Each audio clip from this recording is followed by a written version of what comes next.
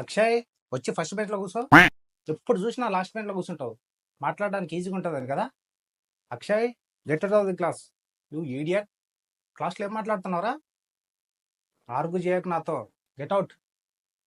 అక్షయ్, నీ అసైన్మెంట్ చూపి. ఏం చేసినావో చూద్దాం. క్లాస్లో ఎవరెవరికి ఆన్సర్స్ వచ్చాయి హ్యాండ్ రైజ్ చేయండి. No no no no no.